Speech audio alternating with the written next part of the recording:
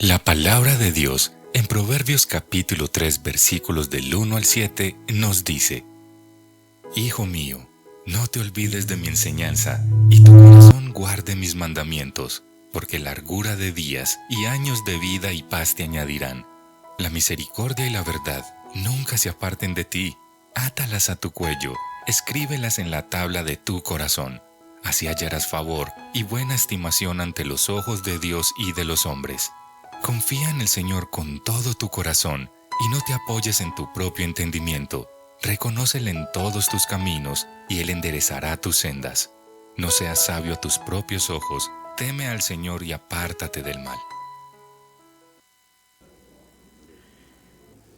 Hermanos, que el Señor les bendiga. Gracias, Parmenio, por saludarnos. No sé si ustedes se han preguntado qué significa el gesto social de saludar. Para algunos es muy natural saludar.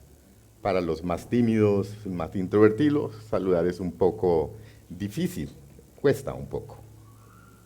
Porque es un acto comunicativo y simbólico. Pero saludar no es solo un gesto de cortesía, sino un deseo de lo profundo del ser, en que le deseamos al otro lo mejor, donde expresamos los mejores deseos.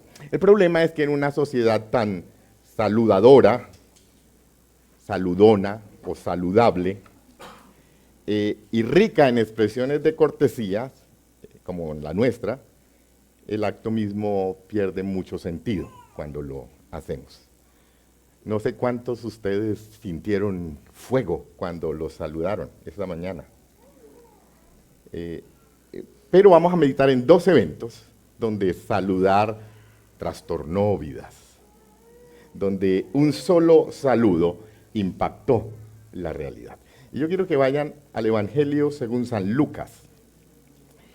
Vamos a leer capítulo 1 y capítulo 2, parte del 1 y parte del capítulo 2, en un texto muy conocido por ustedes. Lucas capítulo 1, versículo 26. Esto es mejor que una novela, espectacular, el pasaje que vamos a compartir.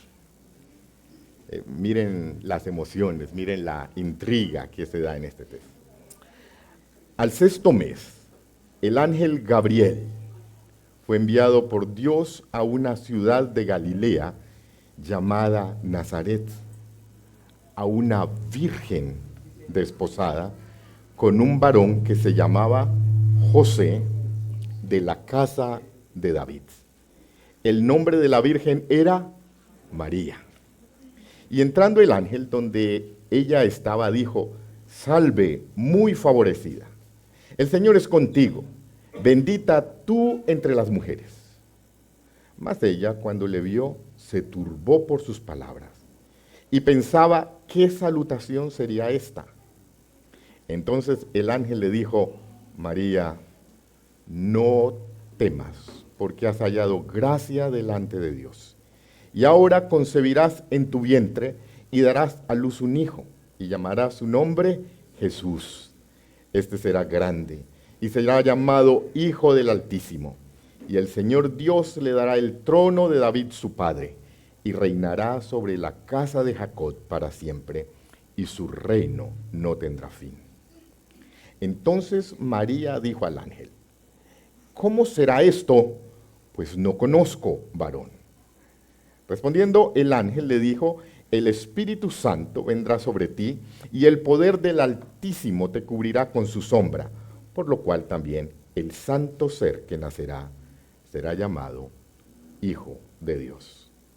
Y he aquí, tu parienta Elisabet, ella también ha concebido hijo en su vejez, y este es el sexto mes para ella, la que llamaban estéril, porque nada hay imposible para Dios. Entonces María dijo: He aquí la sierva del Señor, hágase conmigo conforme a tu palabra. Y el ángel se fue de su presencia.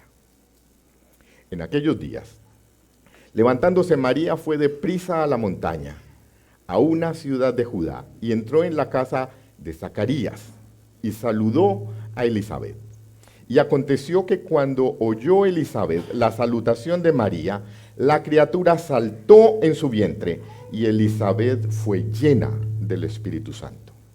Y exclamó a gran voz y dijo: bendita tú entre las mujeres, y bendito el fruto de tu vientre. ¿Por qué se me concede esto a mí, que la madre de mi Señor venga a mí? Porque tan pronto como llegó la voz de tu salutación a mis oídos, la criatura saltó de alegría en mi vientre. Bienaventurada la que creyó, porque se cumplirá lo que fue dicho por parte del Señor. Y ahora vamos al capítulo 2, los primeros 6 versículos. Dice: y aconteció en aquellos días que se promulgó un edicto de parte de Augusto César, que todo el mundo fuese empadronado. Este primer censo se hizo siendo Cirenio gobernador de Siria. E iban todos para ser empadronados, cada uno a su ciudad. Y José subió de Galilea, de la ciudad de Nazaret, a Judea, a la ciudad de David que se llama Belén, por cuanto era de la casa y la familia de David, para ser empadronado con María su mujer, desposada con él, la cual estaba encinta. Y aconteció que estando ellos allí, se cumplieron los días de su alumbramiento, y dio a luz a su hijo primogénito, y lo envolvió en pañales, y lo acostó en un pesebre, porque no había para ellos lugar en el mesón. Impresionante. Hermanos, este es uno de los relatos más fascinantes de la Escritura. Es un misterio que nuestra mente no logra dimensionar. Por más que lo celebramos cada año, no logramos entender este misterio.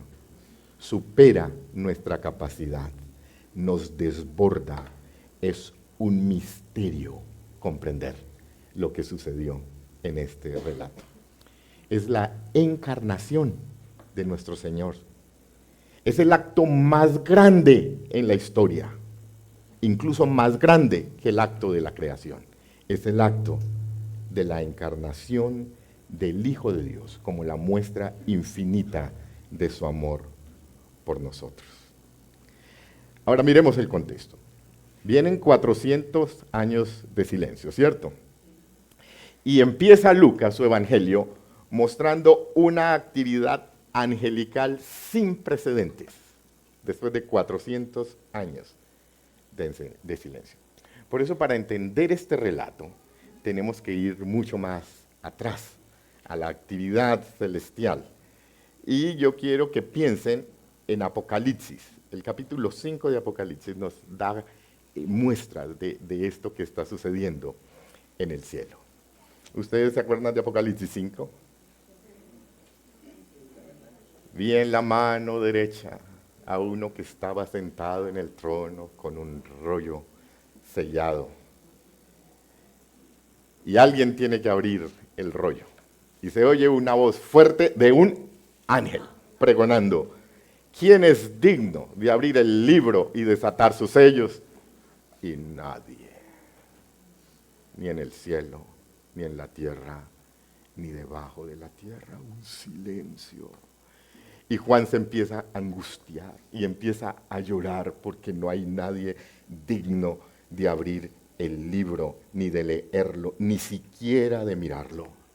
Y viene uno de los ancianos, otra figura celestial, y le dice: no llores. He aquí el león de la tribu de Judá, la raíz de David, ha vencido para abrir el libro y desatar sus sellos. Y más adelante dice que mira Juan y oye la voz de muchos ángeles alrededor del trono, y de los seres vivientes que se postran, y de los ancianos que se postran. Y su número era 1.000.000 de millones, que decían a gran voz: el Cordero que fue inmolado es digno de tomar el poder, las riquezas, la sabiduría, la fortaleza, la honra, la gloria y la alabanza. No, el partido de Nacional y Medellín, ni hay. Eran millones entonando. ¿Ustedes se imaginan cómo conmovió el cielo. Eso nos relata Lucas en el Evangelio. Una actividad angelical impresionante, ángeles, arcángeles moviéndose, coros celestiales cantando, gloria a Dios en las alturas. ¿Ustedes se imaginan cómo fue ese momento?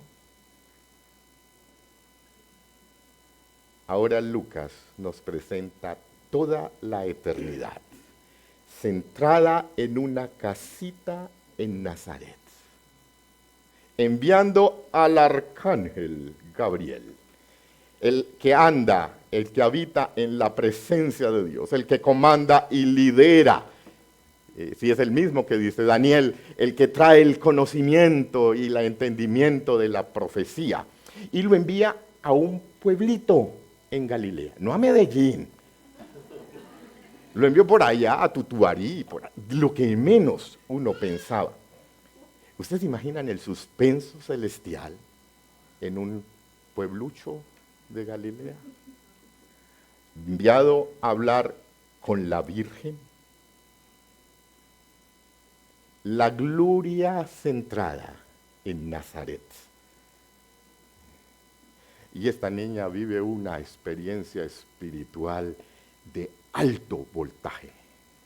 Diríamos nosotros una experiencia carismática sin precedentes.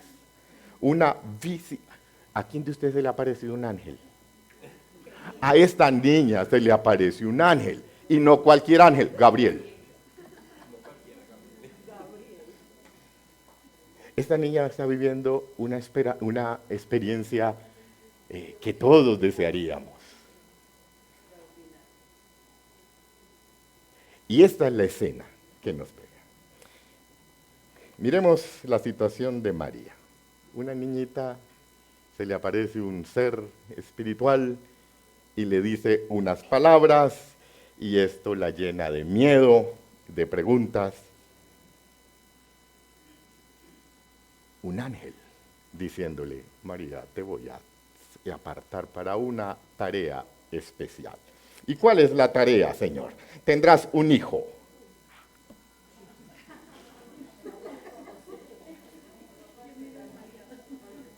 Pero no me he casado, Señor. No, pero vas a tener un hijo. Ahora, si miramos el texto, María no cuestiona el contenido de la profecía. ¿Sí lo notan? Su miedo, sus preguntas no estaban relacionadas con la profecía de que el hijo de David iba a ser el rey de Israel y se iba a coronar en ese momento. Ella conocía las profecías mesiánicas. Me imagino que cuando el Señor nos da una palabra, no nos sentimos nosotros en las nubes. Y el ángel le ha dicho: va a venir de ti el rey, descendiente de David. Y María inmediatamente empieza a atar profecías del Antiguo Testamento. Su imperio y la paz no tendrán límite, dice Isaías. Reinará con imparcialidad y su justicia sobre el trono de David su padre por toda la eternidad. El celo de Jehová de los ejércitos hará esto. Jeremías: vienen días, afirma el Señor, en que de la simiente de David haré surgir un renuevo justo. Él reinará con sabiduría en la tierra y practicará el derecho y la justicia.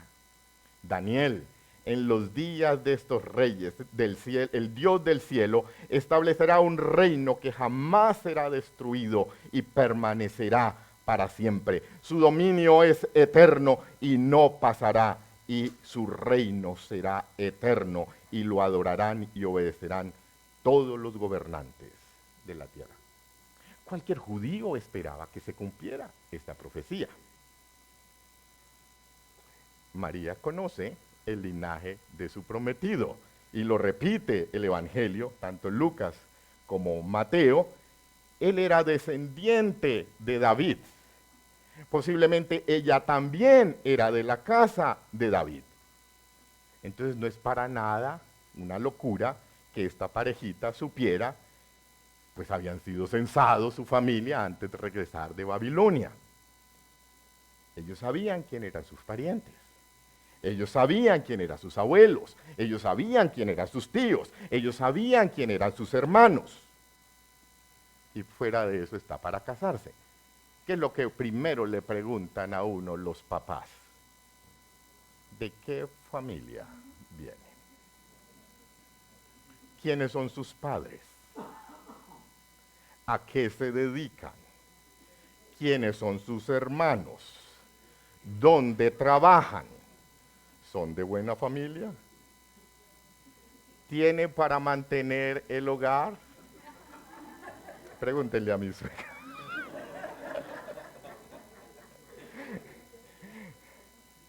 Entonces María sabía que su hijo era del linaje de David. Y no era para nada descabellado que su hijo podía ser el rey de Israel, porque venían de la familia de David. Por eso el texto dice, y María creyó. Y por eso fue bendita. Ahora, María no era bobita. Ella sabía que el que estaba sentado en el trono de Israel era un cruel y sanguinario usurpador, Herodes, y que él no era el rey de Israel. Entonces, hermanos, María no cuestiona el contenido del mensaje que le da el ángel. Sus miedos, sus preguntas no estaban relacionados con la profecía, sino con sus propios miedos. Y creo que el primer miedo estaba centrado en ella misma, en su insuficiencia. Y por eso el ángel le tiene que decir, María, no temas. Ay, hermanos, ¿no les pasa que cuando el Señor nos llama, lo primero que pensamos es, el Señor se está equivocando? Porque nosotros nos conocemos bien. Sabemos que somos frágiles. Nosotros conocemos nuestras debilidades. Nosotros conocemos nuestros pecados y nuestros pecados favoritos. Nosotros conocemos nuestros apegos y a lo que no queremos renunciar. Entonces María tenía miedo. ¿Seré yo, Señor? ¿Y qué de los miedos o los peligros externos de esta niña? Dios se había metido en la vida de la Virgen, en su historia, en sus planes. Una virgen comprometida y esperando un hijo en pueblo pequeño.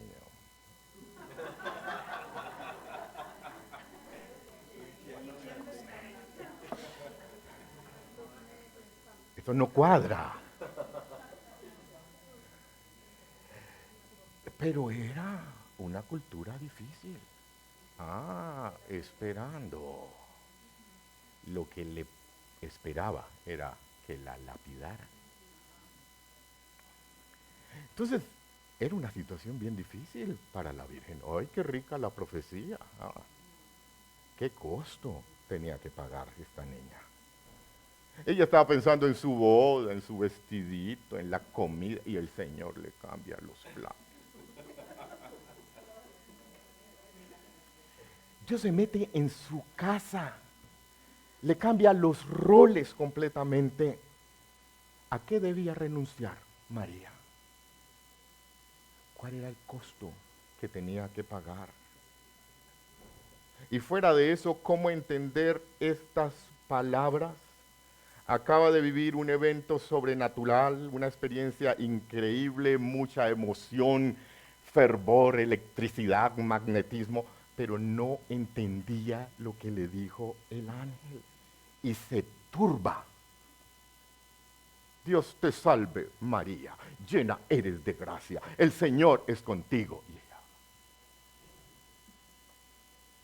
una experiencia sobrenatural y muchos interrogantes. Me imagino que la Virgen le hizo muchas preguntas al Señor en su vida. Pero el Evangelio de Lucas registra una, precisamente cuando iba a concebir por obra y gracia del Espíritu Santo. ¿Y cómo será esto. Ahora el Señor no se desgarra. Uy, María, pero ¿cómo vas a preguntar? Porque es que el Señor no le tiene miedo a nuestras preguntas. Él no se sorprende de nuestras dudas. ¿No dice el Señor, el que busca encuentra, el que llama se le abre? La Virgen le pregunta, ¿cómo será esto? Y el ángel le responde, no tengas miedo, María, porque nada es imposible para Dios. Fue a ella, fue a la Virgen la que recibió esta palabra. Fue una humilde niña a la que el Señor se reveló como el Dios de lo imposible. No temas porque nada es imposible para Dios. Dígaselo a su compañero. No temas porque nada es imposible para Dios. Estas palabras son fáciles de decirlas, pero cuando uno está metido en el problema, no es fácil vivirlas. Entonces dígale gracias a su compañero.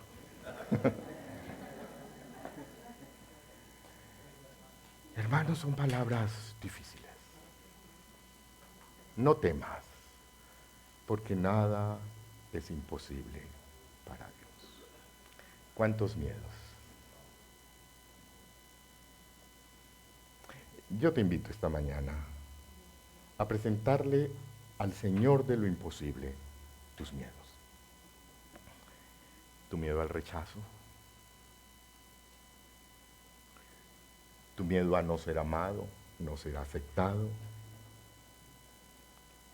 Preséntale al Señor tu miedo a no encontrar la solución a los problemas que estás enfrentando. Yo no sé cuántos están viviendo crisis familiares. Tu miedo a no salir de esa crisis familiar. O tu miedo a tus propias insuficiencias. No soy bueno, no soy lo mejor, no soy inteligente, no soy. O miedo a las deudas. Ay, más con una reforma en camino. O tu miedo al futuro. ¿Qué va a pasar el año entrante? Ven a Jesús y tráele tus miedos. Él mismo te invita o nos invita a entregarle nuestros miedos, nuestras preocupaciones y nuestras preguntas, porque nada es imposible para Él. ¿Qué sacamos con preocuparnos? Dice el Señor. Por más que nos preocupemos, no podemos añadir a nuestra estatura un codo. Entonces, en oración, vamos a parar aquí. Trae tu ansiedad y tu carga al Señor, porque nada es imposible para Él. Quizás el Señor te está llamando a servirle, como diácono, como anciano, como evangelista. Cierra tus ojos y tráele tus miedos al Señor. Él es el Dios de lo imposible.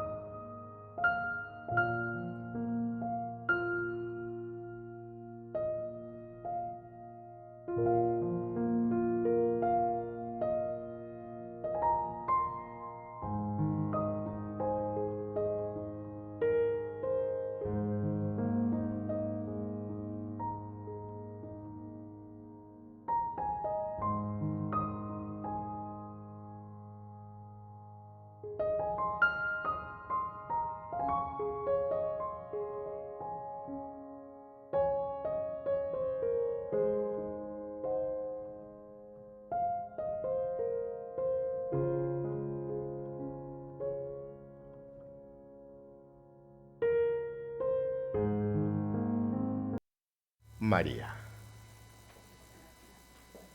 he aquí la sierva del Señor, hágase. Y ese hágase irrumpió en el firmamento.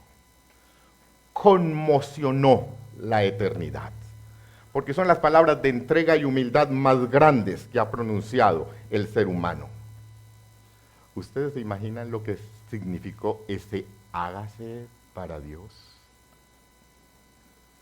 Una niña aceptando sin cuestionamientos la bondad y la voluntad de Dios. ¿Se han puesto a pensar si la Virgen le dice al ángel no?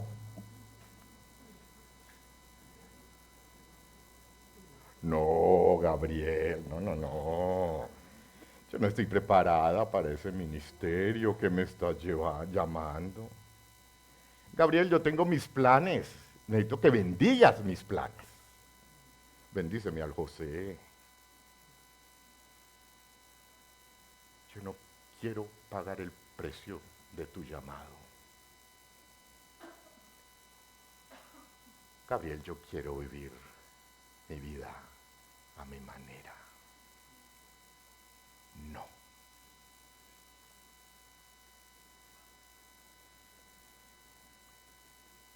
Ya una mujer le había dicho no en Génesis, capítulo 3.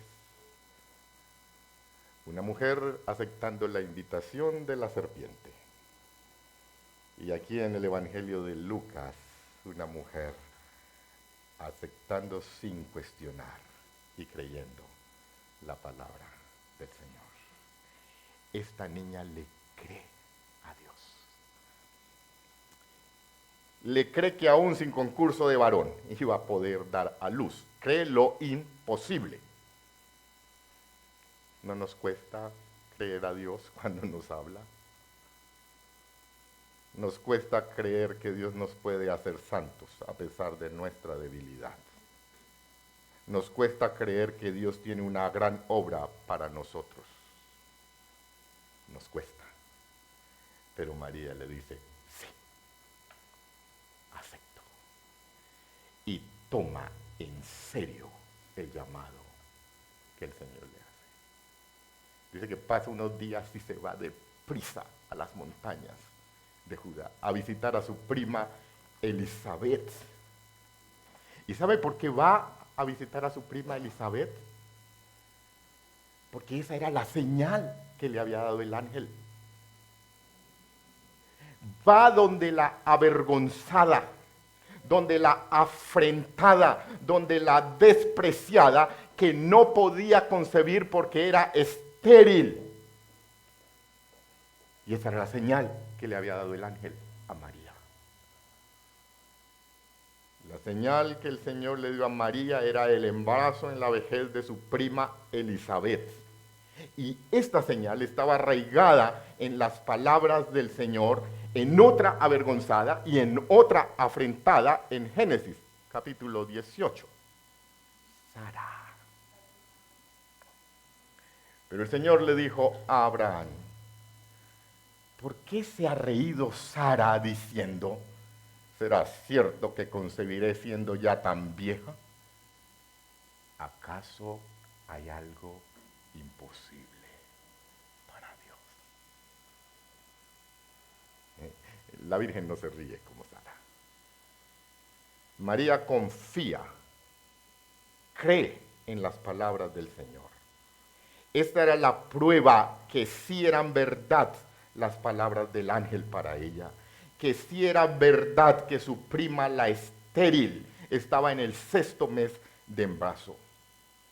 Y cuando llega y el niño salta en el vientre, María comprueba que ella en su vientre también llevaba al Hijo de Dios. Que la profecía del ángel era cierta, que ese bebé sería grande, que sería llamado el Hijo del Altísimo, que el Señor le daría el trono de David su padre, que reinaría sobre la casa de Jacob para siempre y su reino sería eterno. Y lo cree.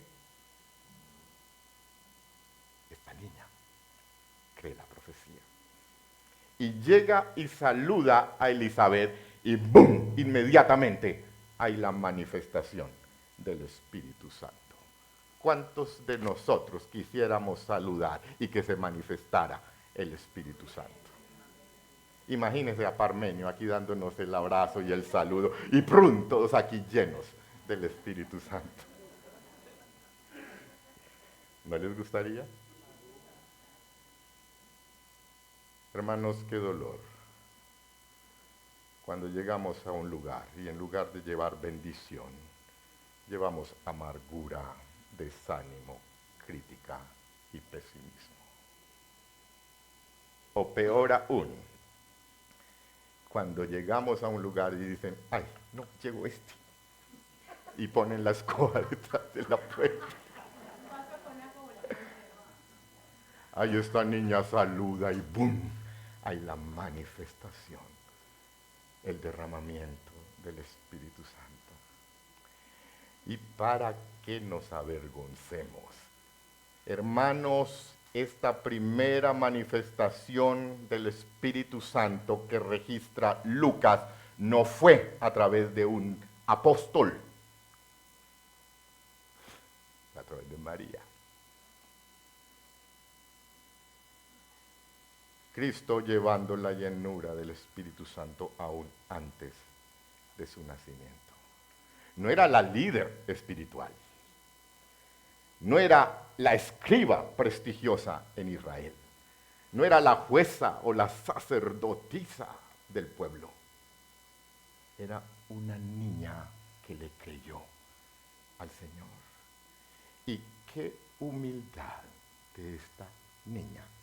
Inmediatamente, después de una visitación espiritual sin precedente, se va donde su prima Elizabeth a servirle, porque la pobre tenía un embarazo un poco complicado. Se recluyó 5 meses. Y esta niña llega con la humildad más grande y no se presenta a Elizabeth. Llegó la ungida del Señor. Mira, Elizabeth, un ángel me acaba de decir que yo soy la favorecida de Jehová, que yo soy la bendita entre todas las mujeres, que bendito es el fruto de mi vientre, y que me van a decir bienaventurada todas las generaciones. Va a servir a su prima, la ungida del Espíritu Santo. Qué vergüenza para nosotros. Nos nombran y nosotros queremos que todo el mundo nos diga, oh, llegó el apóstol, el ungido del Señor. Toma la iniciativa, nadie se lo pidió. Se va a una montaña de Judea, 150 kilómetros aproximadamente, como de aquí a Pereira. 4 días de viaje. Y llega y saluda y hay una manifestación del Espíritu Santo. Con un evento extraordinario en sus espaldas y se va a decir vienta de su prima. A una villa insignificante que ni siquiera el nombre sabemos. Y luego hay el himno precioso que no vamos a hablar en esta mañana por cuestiones de tiempo. Y María da una exposición espectacular porque conoce al Dios Santo que le da la promesa. ¿Cómo es el nombre de tu Dios? Santo. Yo me llamo Santo, mucho gusto. Y eso revoluciona la vida de María. Porque tener un Dios que se llama Santo implica que ella debía ser santa. Porque santo es Dios. Santa es su mirada, santo es su pensar, santo es su decir, santo es su mover, santo es su hacer, porque nuestro Dios es santo y su pueblo tiene que ser santo.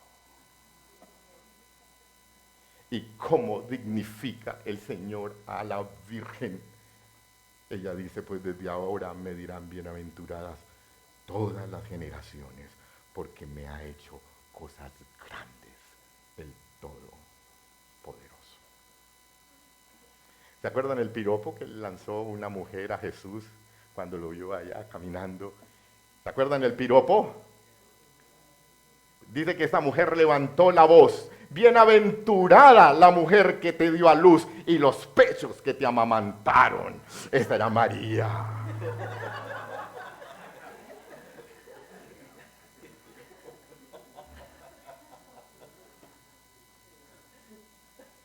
Antes bienaventurados los que oyen la palabra y la guardan, te dice el Señor.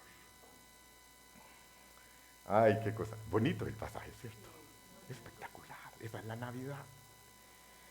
Y luego se regresa, nace Juan, ya ustedes ven el relato, y María está ya en Nazaret, esperando el nacimiento, y llega una orden del presidente de ser empadronados. Y en ese tiempo no había internet, uno no podía hacer las diligencias, pues le tocaba ir y eso. Galilea está en el norte, Belén está en el sur, y más al sur de Jerusalén, 150 kilómetros. A lomo de mula. De aquí a Pereira, con una señora en embarazo, lista para dar a luz. Y el viaje no fue tan fácil, hermanos. En ese tiempo no había el servicio estrella de la línea Gacela doble premium con sillas acolchonadas. No había el servicio S26 Plus de Expreso Parmira. En mula, si acaso. 150 kilómetros. 4 días. Y embarazada. Este José era loco. Y nosotros nos quejamos por venir a la iglesia el domingo porque tenemos que agarrar el metro. Ay, qué pereza. En la iglesia no hay dónde estacionar. Y fuera de eso, llegan a Belén y no hay lugar para ellos en el mesón. ¿Y dónde la mete José?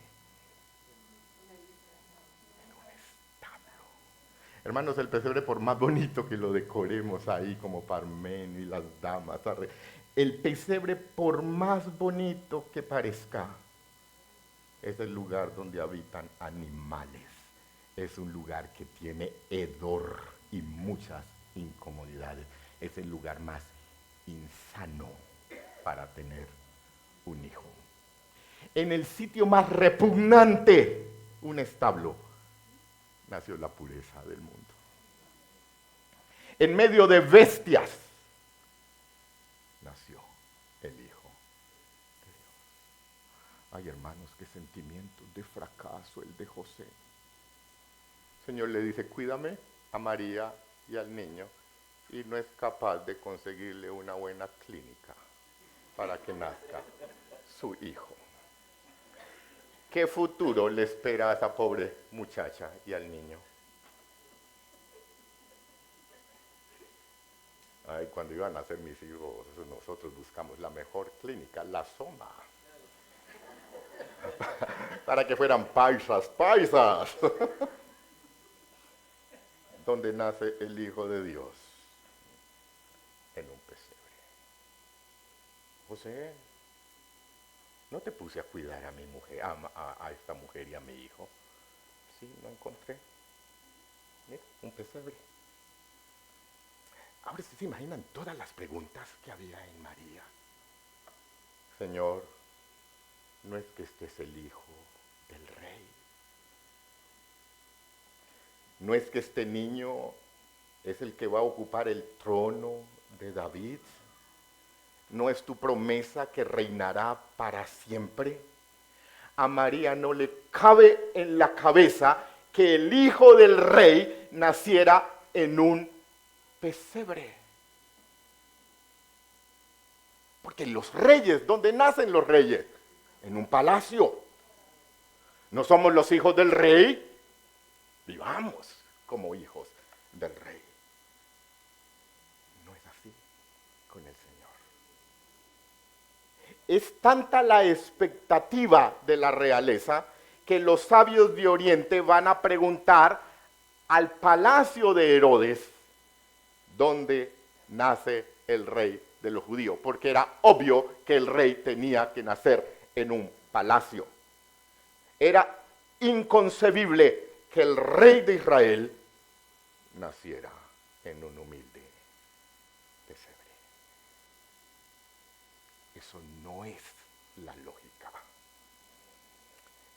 Ahora toman relevancia las palabras del apóstol Pablo cuando dice: haya pues en vosotros este mismo sentir que hubo también en Cristo Jesús, el cual siendo en forma de Dios, no estimó el ser igual a Dios como cosa a que aferrarse, sino que se despojó a sí mismo, tomando forma de siervo, hecho semejante a los hombres, y estando en la condición de hombre, se humilló a sí mismo, haciéndose obediente hasta la muerte y la muerte de cruz. Esa es la Navidad, la encarnación del Hijo de Dios. Y otra vergüenza, que es el relato de la Navidad. Y es una vergüenza para nosotros los creyentes, para nosotros los teólogos, para nosotros los líderes, los que conocemos las Escrituras. Esta gente sabía dónde iba a nacer el rey de los judíos prometidos. Herodes cita a los intelectuales, cita a los eruditos del momento y les pregunta: ¿dónde va a nacer el rey de los judíos? Y todos le dicen: en Belén de Judea. Los sabios de Oriente se lo acaban de decir: hemos visto una estrella y ha nacido el rey de los judíos. Entonces la pregunta es: si estos sabían, ¿por qué no fueron a adorar al niño?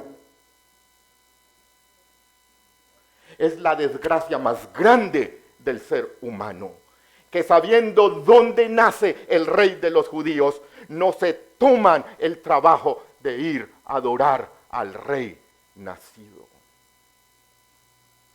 Esa es la desgracia de los doctos,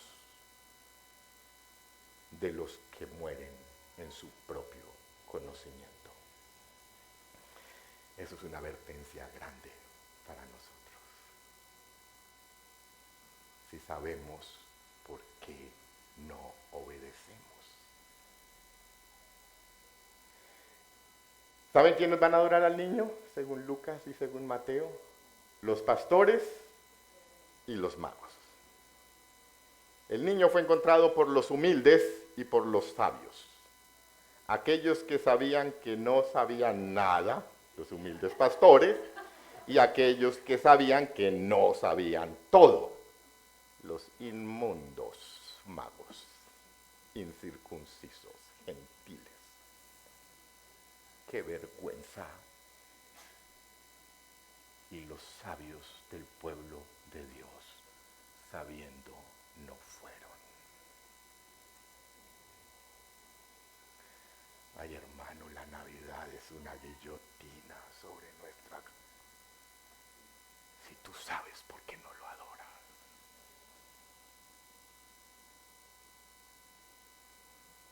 Los gentiles y los ignorantes.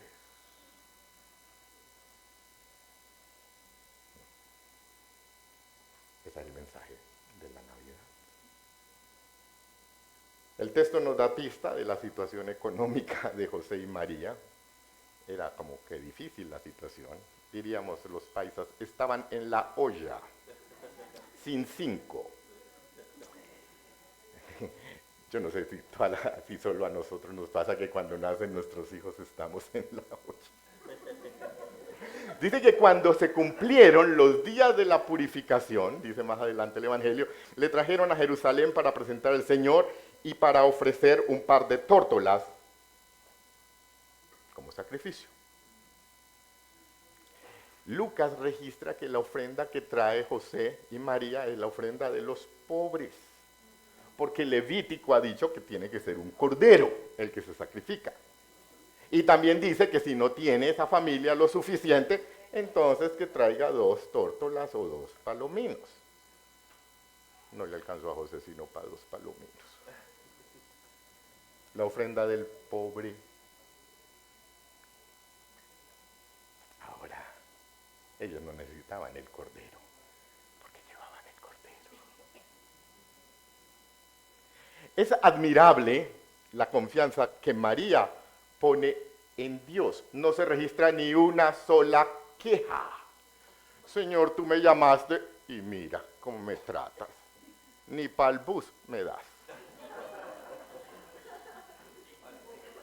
Señor, tú me llamas y en lugar de darme la clínica allá en el poblado, me manda para abajo del terminal del norte. A la minorista. Gracias, Parmenio. No se queja. María tiene una actitud de aceptar confiadamente el llamado que le fue entregado. Y miren la actitud más bella de la Virgen. En varias situaciones dice que ella guardaba todas las cosas en su corazón.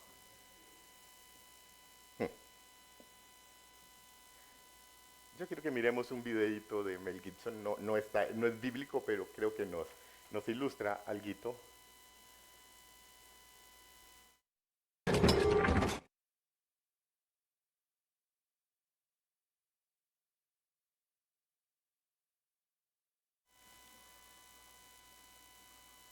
Su ministerio fue tener a Cristo en su casa, en lo cotidiano, en el diario vivir. ¿No es lo que queremos todos nosotros? Tener a Cristo en nuestro hogar, en cada momento de nuestra vida. No el Cristo de los templos o del ceremonial, sino el Cristo de la intimidad, el Cristo del día a día. Y eso revolucionó la vida de esta pareja y de esta mujer. Tener a Cristo en cada momento. ¿Usted se imagina cómo eran los diálogos en la familia? Ahí sí iban a decir una mentira. Ahí estaba Cristo. ¿Usted se imagina cómo eran las peleas de María y José? Y Cristo mirando. Ay, hermano, eso revoluciona la vida. Dígale que no estoy. María tenía acceso directo al Hijo de Dios. No tienen vino, Jesús. Dale vino. Son pobres. La palanca perfecta. ¿Cómo nos revolucionaría la vida si tomáramos en serio el mensaje de la Navidad? ¿Cómo le hablarían ustedes a sus hijos si está Cristo mirándolos? ¿Le levantaría la voz a su esposa o a su esposo? ¿Chismearía del vecino o del líder de la iglesia? Si ahí está Jesús.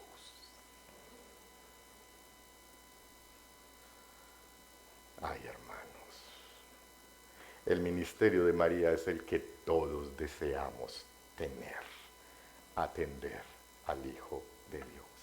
¿Quién le preparó la comidita? María. ¿Quién lo cuidó cuando se enfermó? Cuando le dio fiebre, cuando se trasnochó. María. ¿Quién lo consentía cuando lloraba? María. ¿Quién lloró cuando lo mandó para la escuela? María.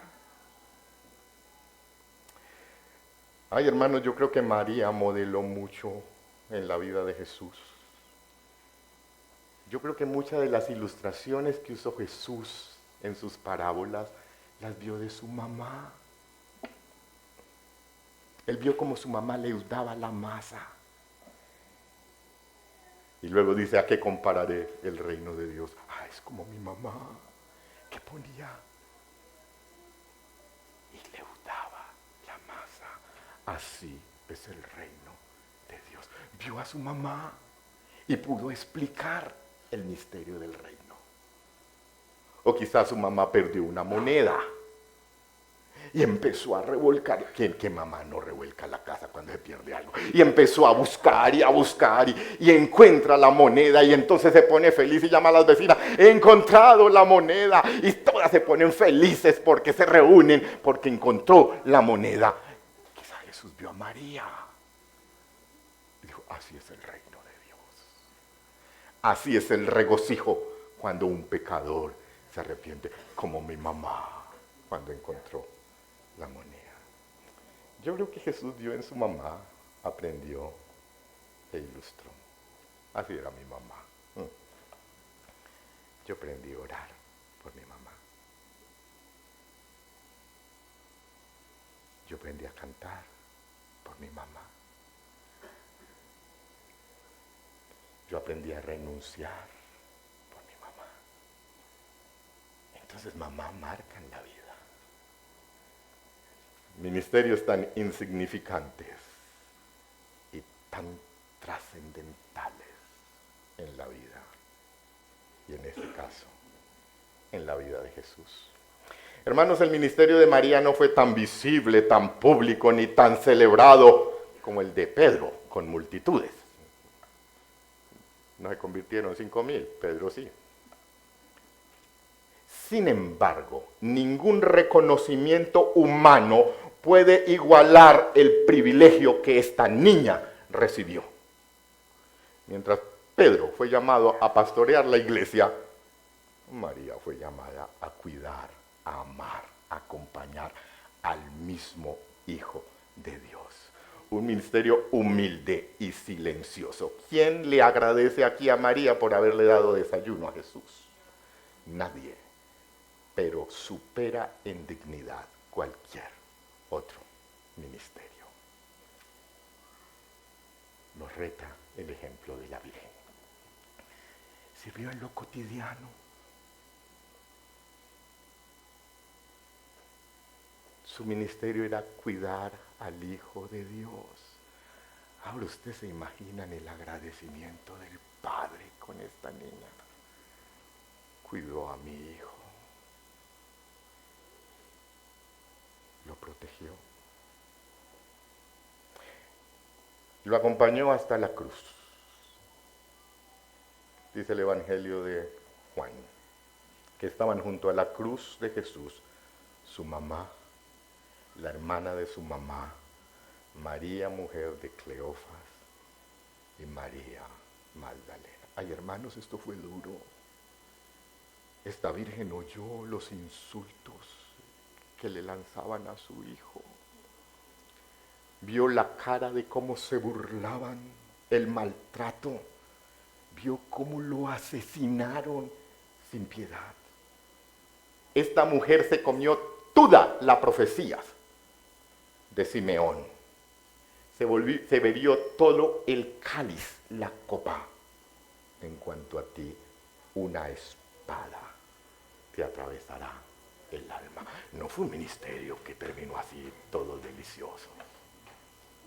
Pagó un precio. Ese hágase implicó hasta el final. Esta mujer fue fiel.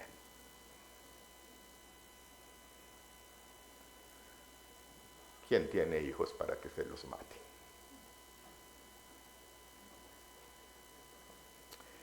Hermanos, ¿por qué quise compartir este personaje?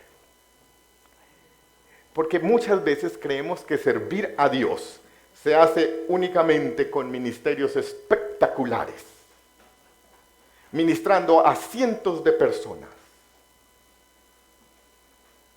Pero María sirvió desde la cotidianidad. Un ministerio que nadie recuerda. ¿Y esto qué nos lleva, hermanos? Que tu ministerio, el llamado que el Señor te está haciendo hoy a tu vida, es importante para Jesús. No lo menosprecies. Así tú pienses que es lo más indigno. Es muy importante para Él. No te alcanzas a imaginar cuán valioso es tu ministerio para el Señor.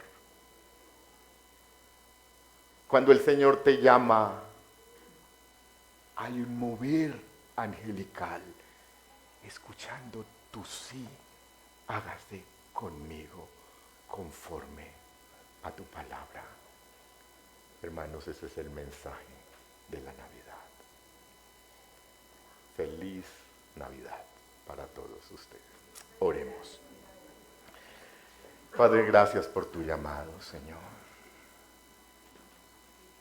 Señor, queremos entregar nuestros miedos, nuestras preguntas, nuestra ansiedad, Señor. Padre, queremos reconocerte porque tú eres el Dios de lo imposible. Nada hay imposible para Dios. Señor, que nuestras dudas no impidan que tu gloria se manifieste. Padre, y haz un ministerio de poder en cada uno de mis hermanos aquí presentes. Que la presencia del Espíritu Santo se manifieste cuando abramos nuestra boca y pregonemos al Hijo de Dios, al Emmanuel, Dios con nosotros. Amén.